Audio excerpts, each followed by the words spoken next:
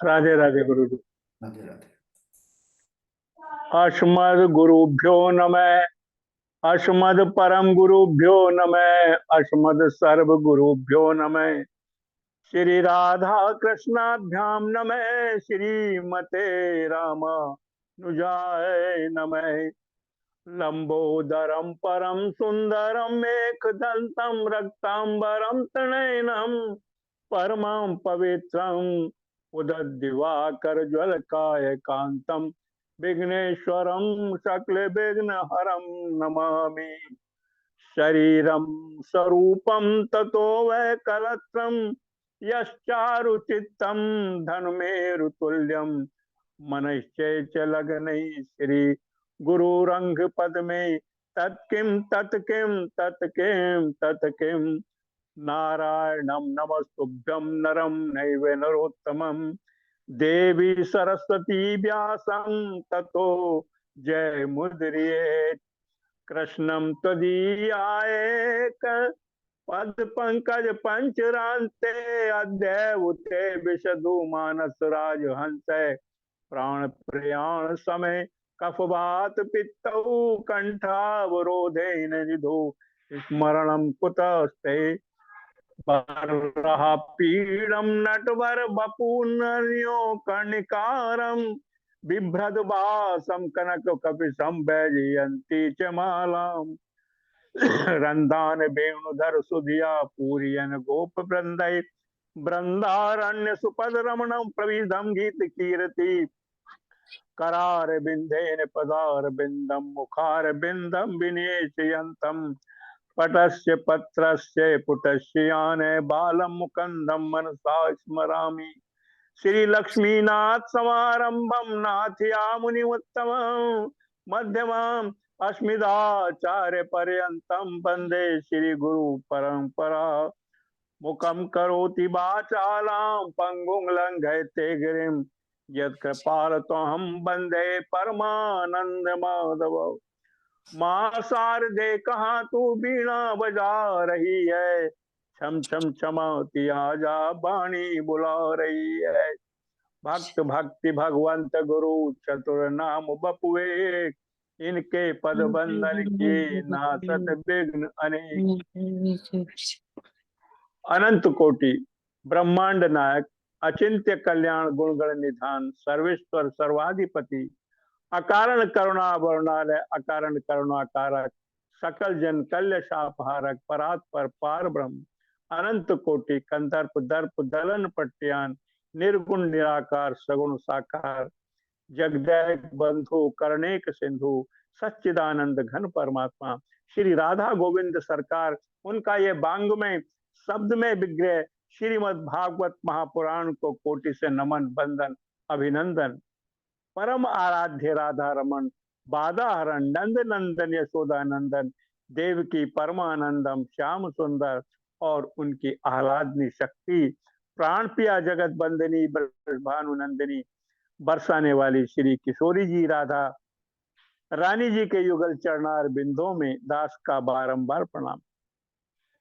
समुपस्थित भगवत भक्त भागवत कथा अनुरागी प्रेमी सज्जनों भक्तिमयी मात शक्ति भगनी बांधवों समस्त भूतादि या राम मैं सब जग जाना करहूं प्रणाम जोर जुगो पानी बोलिए राधा गोविंद सरकार की जय।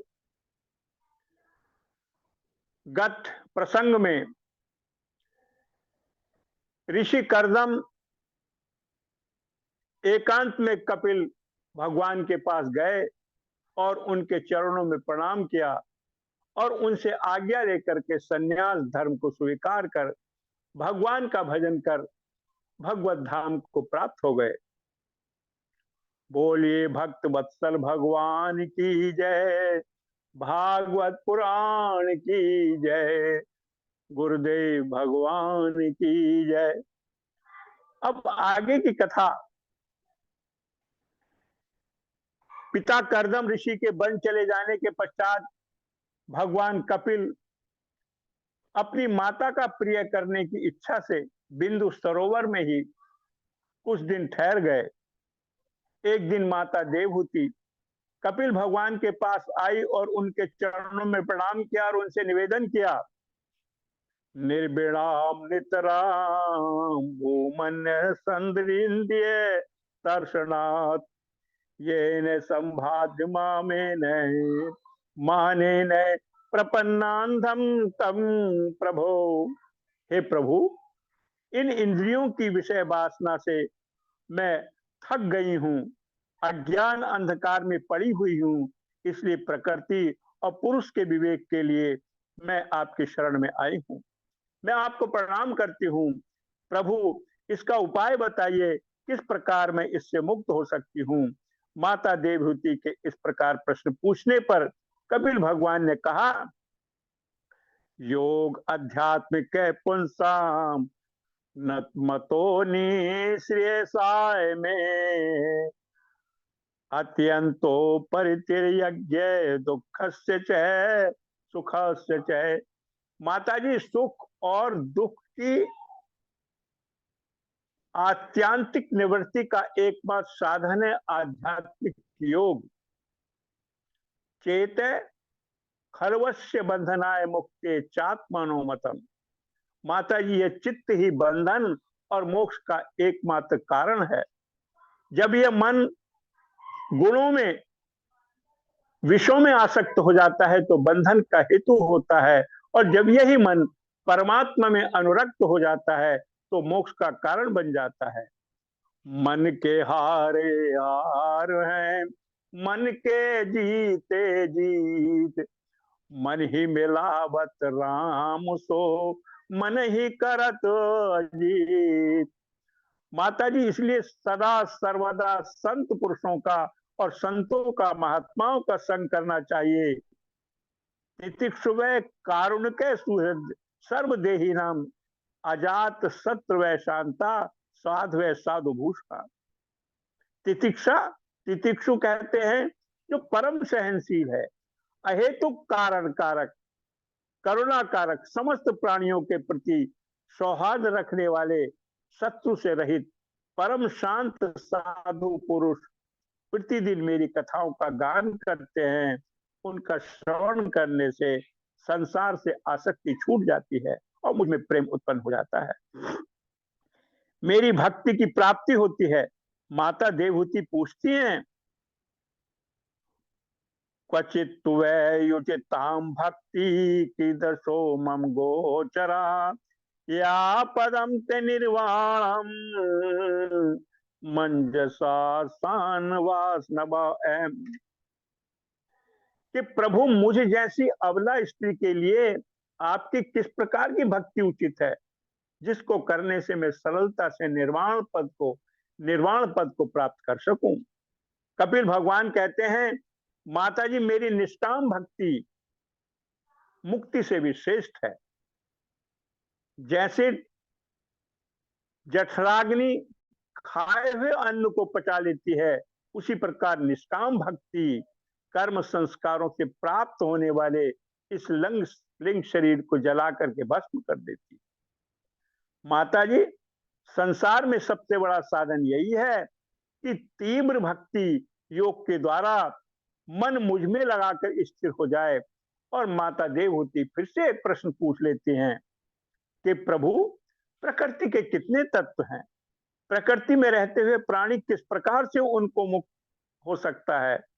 माता देवहूति के इस प्रकार प्रश्न पूछने पर कपिल भगवान कहते हैं, पंचभिर ब्रह्म चतुर्भिर दशभिर तथा चतुर्विंशतिकम गणम प्राधनिक विदु। माता जी, पृथ्वी, जल, तेज, वायु, आकाश, ये पंच महाभूत हैं। शब्द, स्पर्श, रूप, रस, गंध, ये 5 तन्मात्राएं हैं। मन, बुद्धि, चित्त और अहंकार, ये अंतःकरण चतुष्ट हैं। और 10 इंद्रिया, ये 24 प्रकृति के तत्व हैं।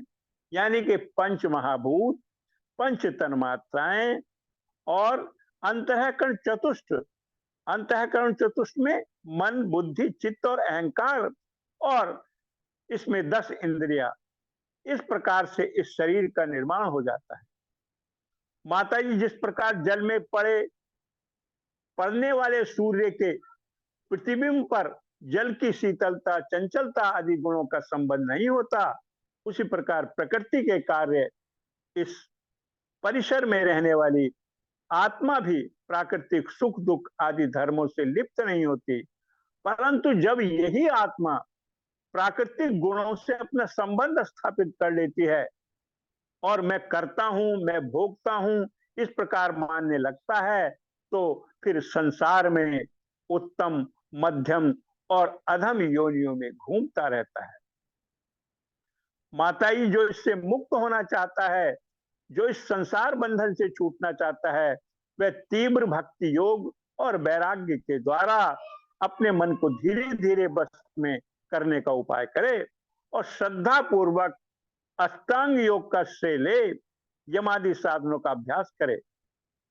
माताजी, योग के 8 अंग हैं: यम, नियम, आसन, प्राणायाम, प्रत्याहार, धारणा, ध्यान और समाधि।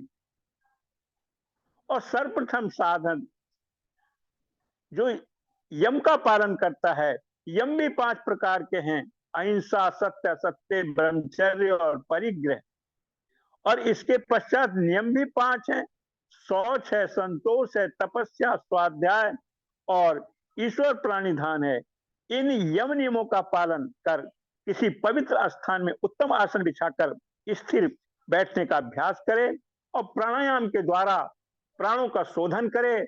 अपने मन को सब जगह से हटाकर ईश्वर की धारणा कर भगवान का ध्यान करे। फिर कहते हैं, संचिंतियेत भगवत चरणारविंदम बज्जांकुशंत जरा करोरु लांछनाडयम उत्तुंग रक्त बिलस नख चक्र बाल ज्योतिष नामिरात हृदयांधकारम।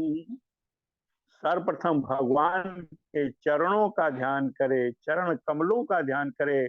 भगवान के चरण वज्र, अंकुश, ध्वजा और कमल के चिन्ह से युक्त है। उनके चरण कमलों में जो लाल लाल नख चंद्रिका हैं, वह साधकों के द्वारा ध्यान करने से हृदय के अंधकार को नष्ट कर देती है। इस प्रकार एक एक अंग का ध्यान करने से भगवान में प्रेम हो जाता है। अंत में साधक समाधिस्थ हो ब्रह्म भाव में स्थिर हो जाता है। देवहूति प्रश्न करती है, प्रभु भक्त किसे कहते हैं? भक्तों का क्या लक्षण है? भगवान कपिल कहते हैं, माताजी, भक्त 3 प्रकार के होते हैं: सात्विक, राजस और तामस। अभिसंधाय यो हिंसाम दंभम मातसरे में सरंभो भिन्न द्रग भावम मई कुरियात तामस। जो पुरुष हिंसा, दंभ और मात्सर्य भाव रखकर मेरी भक्ति करता है, वह तामस भक्ति कहलाता है, वह तामस भक्त है। और जो यश और ऐश्वर्य की प्राप्ति के लिए भजन करता है, वह राजस भक्त है। और जो पापों के नाश के लिए पूजन भजन अपना कर्तव्य है, इस दृष्टि से मेरा भजन करता है, वही सात्विक भक्त है। माता जी, इसके अलावा मेरा एक और भक्त है, वह है निर्गुण भक्त। सालोक्यम शास्त्री सामिप्य सारूप्यक्त मप्युत दिए मानम न ग्रहणाते बिना मत सेवनम जना। मुझे छोड़कर सालोक्य, शास्त्री, सामिप्य, सारूप्य और सायुज्य, इन 5 प्रकार के मोक्ष को भी नहीं चाहता, वह भक्त निर्गुण भक्त है। माता देवहूति पूछती है, प्रभु जी, जीव देह और गेह में आसक्त है, उनकी क्या गति होती है? कपिल भगवान कहते हैं, गृहेषु कूट धर्मेषु दुख यंत्रेषु तन्वित कुर्वन् दुःख प्रतीकारम सुखवन मन्यते ग्रही। माता जी, देह और गेह में आसक्त पुरुष जब कभी भी जिस प्रकार का दुख प्रतिकार करने में सफल हो जाता है तो उसे ही सुख मान बैठता है। वह अनेकों प्रकार की हिंसा आदि क्रूर कर्मों से धन एकत्र कर अपने परिवार का पालन पोषण करता है, और जब वह परिवार का पालन पोषण करने में असमर्थ हो जाता है तो परिवारी जन उसका आदर नहीं करते हैं। पोषण करने में असमर्थ हो जाता है तो परिवारी जन उनका निरादर करने लगते हैं, और जब बुढ़ापा आ जाता है, शरीर में झुर्रियां पड़ जाती हैं, अनेकों प्रकार के रोगों से ग्रस्त हो जाता है, जठराग्नि मंद हो जाती है, शरीर काम नहीं करता और कफ के कारण नाड़ियां रुक जाती हैं, कंठ घुरघुराने लगता है, और मृत्यु का समय निकट आने पर परिवारी जन घेर कर खड़े हो जाते हैं और उनके बोलने पर भी कुछ नहीं बोलता है। उस समय यम के दो भयंकर दूत प्रकट हो जाते हैं और जिन्हें देखकर भय के कारण उनका मलमूत्र छूट जाता है और प्राणांत हो जाता है। उस समय पेट पकड़ कर माता रोवे, पहा पकड़ कर भाई, लपट झपट कर तिरिया रोवे, हंस अकेला जाई। जब लगी जीवे माता रोवे, बहन रोए 6 माह, तेरे दिन तक तिरिया रोवे, फिर करे घर बार। 4 गजी चर गजी वो मंगाया, चढ़ा काट की घोड़ी, चारों कोने आग लगा, दिया फूंक दियो जस होरी। जिस शरीर को इतना सजाया धजाया, उसमें क्रीम पाउडर इत्यादि लगाई, उस शरीर की क्या गति होती है। हाड़ जरे जस लाखड़ी, केस जले जस घास, सोने जैसी काया जल गई, को न आयो पास। कहत कबीर सुनो भाई साधु, छोड़ो जग की आस। और यमदूत उसे यातना देह में डालकर नरक में ले जाते हैं। वहां अनेकों प्रकार की यातनाओं को भोग कर वह पृथ्वी में सूकर कुकर आदि योनियों में कष्ट भोग अंत में मनुष्य शरीर को प्राप्त करता है। और उस समय यह माता के गर्भ में 5 रात्रि में बुलबुले का आकार का हो जाता है, और 10 दिन में बेर के समान, 20 दिन में अंडे के बराबर, 1 महीने में उसका सिर निकल आता है, 2 महीने में हाथ पैर उत्पन्न हो जाता है, तीसरे महीने में नख, रोम, हड्डियां, चमड़ी, स्त्री पुरुष के चिन्ह उत्पन्न हो जाते हैं, और चौथे महीने में 7 धातुएं उत्पन्न हो जाती हैं। 5वें है सप्त धातु, रस रक्त मांस मेद अस्थि मज्जा शुक्र, ये सप्त धातुएं हैं, और 5 महीने में उसे भूख प्यास लगने लगती है। 6ठे महीने में जेर से बंधा हुआ वह माता की दक्षिण कोख में घूमने लगता है, और उस समय माता के खाए हुए अन्न से उसकी धातुएं बढ़ने लगती हैं, और वह इस तरह से जैसे मलमूत्र का गड्ढे में पड़े हुआ वह रहता है। माता जी भी कड़वा तीखा गरम खाती है, इससे उसके शरीर में बहुत वेदना होती है, बहुत कष्ट होता है, और ऐसा लगता है कि असंख्य बिच्छुओं ने उसको काट लिया है। उस समय वह व्यथित होकर के और भगवान का हाथ जोड़ करके स्तुति करता है, सोयम बसन्नपि विभो बहु दुख बासम, गर्भन निर्जिगम से बहिरंध कूपम, यत्रोपयातुम पैसर्प देव माया, मिथ्या मिथ्यार्थिरदनु संस्ते चक्र में तद, पत्रोपयातम उपसर्प देव माया, मिथ्यात्व मर्दन संस्कृति चक्र भेद है। वो कहता है कि हे प्रभु, यद्यपि इस गर्भ से मैं बाहर नहीं आना चाहता, क्योंकि बाहर मैं आऊंगा तो माया मोह के मैं फिर चक्कर में पड़ जाऊंगा, माया मुझे घेर लेगी और जिससे मैं बार बार संसार चक्र में घूमता रहूंगा। परंतु प्रभु, मैं आपसे वादा करता हूं। क्या वादा करता है? कि प्रभु, बस किसी प्रकार मुझे ये जन्म मिल जाए, मैं इस जन्म में आकर के आपका भजन करूंगा। ऐसे प्रभु को फुसलाता है और आर्त भाव से प्रार्थना करता है, प्रभु कि मुझे किसी तरह से यहां से निकालो, मैं निश्चित रूप से आपका भजन करूंगा। और तब भगवान जो है बड़े दयालु हैं, माधव बहुत दयालु हैं। तब क्या होता है कि प्रसूति वायु उसको धक्का दे देती है और फिर वो गर्भ से बाहर आता है और फिर रोने लगता है। इससे आगे की कथा जो है बाद में हो गई। और जो इसमें अष्टांग योग का आया है, अष्टांग योग के लिए मैं पुनः एक वक्तव्य जो है अष्टांग योग पर ही दूंगा। अब तो बस ये है, भजो रे मन दीन दयाल दयाला, भजो रे मन दीन दयाल दयाला, भजो रे मन दीन दयाल दयाला, भजो रे मन दीन दयाल दयाला, मेरा गोविंदा गोपाला, भजो रे मन दीन दयाला, मेरा गोविंद गोपाला। जय हो राघवेंद्र सरकार की जय हो, भर्तरी महाराज की जय हो, बांके बिहारी लाल की जय हो, श्रीमद् भागवत पुराण की जय हो, व्यास भगवान की जय हो, सुखदेव जी महाराज की जय हो, और गुरुदेव भगवान की जय हो।